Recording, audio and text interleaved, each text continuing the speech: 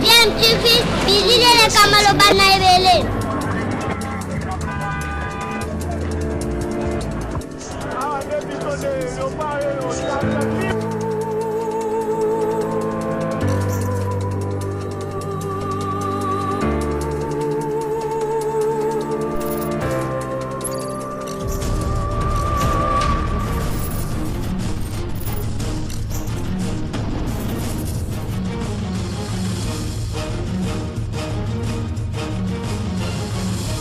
DMTV toujours en avant.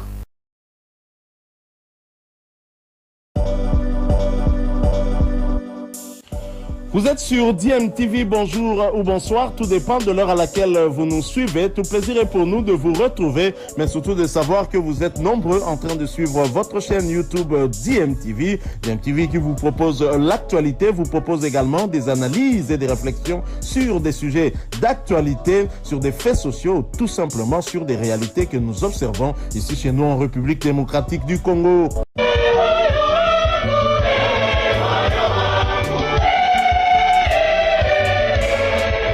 À travers la planète tout entière, l'Église catholique universelle a célébré l'Assomption de la Sainte Vierge Marie ce 13 août 2023. À Lubumbashi, cette solennité a coïncidé avec la clôture du tout premier centenaire de la cathédrale Saint-Pierre et Paul. Confiants dans leur foi catholique, les couples Katumbi étaient encore présents comme au jour de l'ouverture.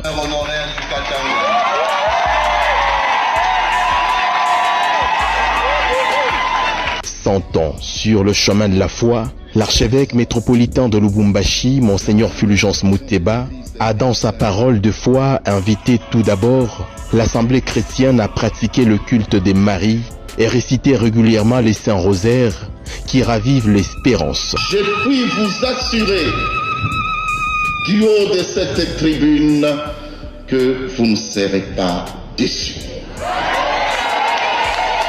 Dans un tout autre volet de son message, Monseigneur Fulgence Muteba n'a pas choisi les mots pour décrire la rare audace des hommes en uniforme qui avaient inspecté ces lieux saints au mépris de lois qui régissent la RDC, alors un pays de droit. Notre surprise et notre révolte quand un bon matin de février dernier, un escadron lourdement armé osa y pénétrer pour d'obscurs motifs jusqu'à ce jour non élucidé. Sans foi et au mépris des lois qui régissent les lieux de culte dans notre pays, ces hommes armés, dont on nous a dit que certains étaient d'anciens Kamouinans Sapou, ont eu la rare audace d'inspecter méchamment les entrailles de ces lieux saints. Frères et sœurs, écoutez bien ceci. Lorsque dans un pays, on commence à se moquer éperdument des choses sacrées à ce point, lorsqu'on commence à banaliser des faits d'extrême gravité, on n'est pas loin d'avoir touché le bas-fond du trou. Je réitère avec fermeté ma demande d'une enquête indépendante sur cette incursion impromptue et inopportune d'hommes armés dans cet édifice religieux.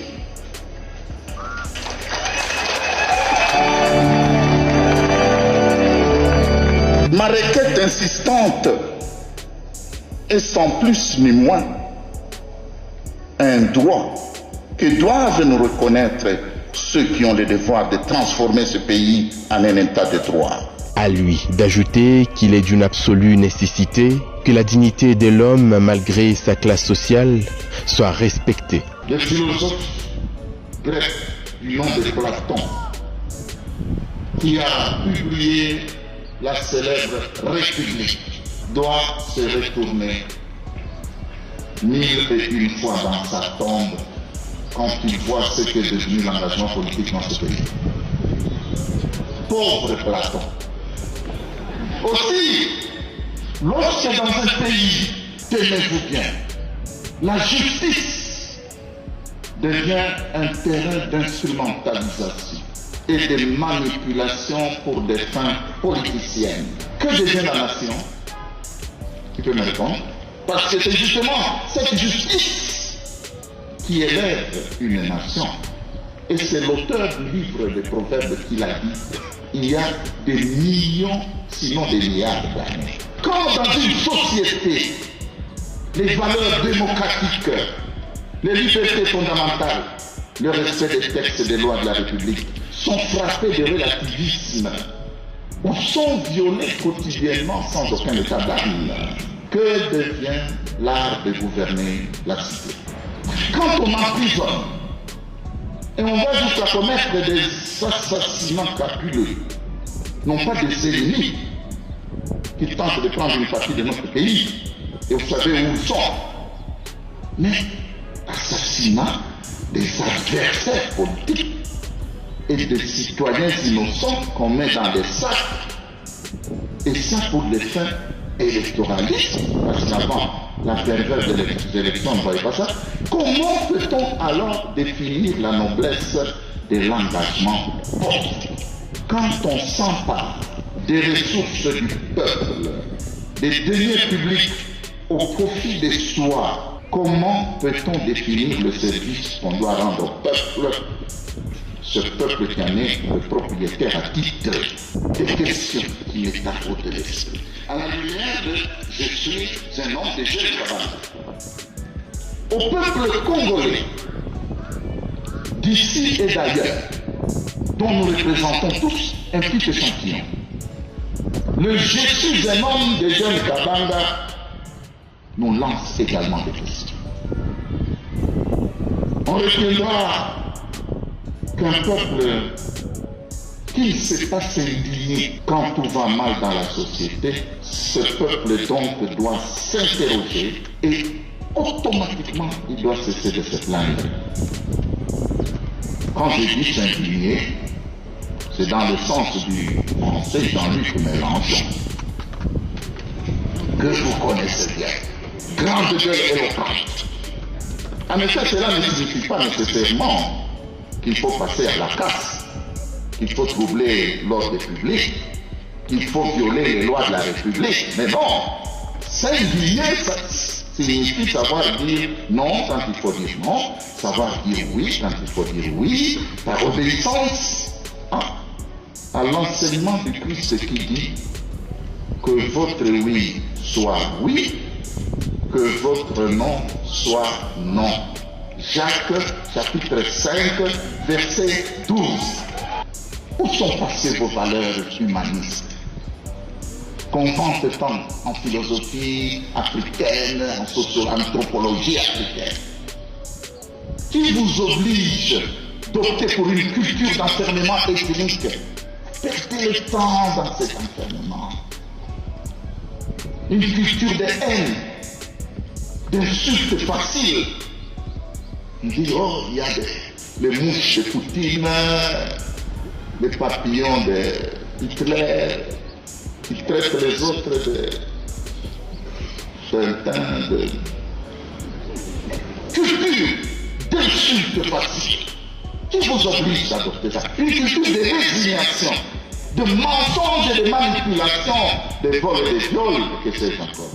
Qui vous oblige de salir votre vie en jetant des bouteilles en plastique et des papiers plastiques partout, et de ne pas obéir aux ordres justes des autorités établies pour le bien de tous?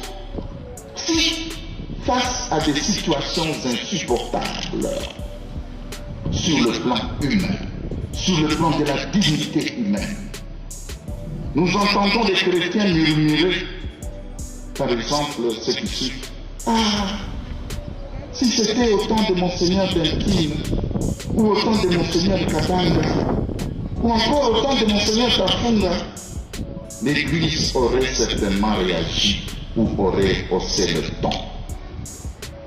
Si nous entendons ces gens de murmures, ne restons pas indifférents. La célébration de l'Assomption de la Vierge Marie et les tout premiers centenaires de la cathédrale Saint-Pierre et Paul, achetés par la bénédiction des bustes des personnages qui ont nourri la foi des générations en génération, bustes placés tout autour de cette architecture, cité de paix et de cohabitation pacifique. Relecture de l'histoire pour un nouvel élan pastoral, c'est le thème retenu pour cette célébration. Nono Landou, Stéphane Chisso, Dialor Chamba.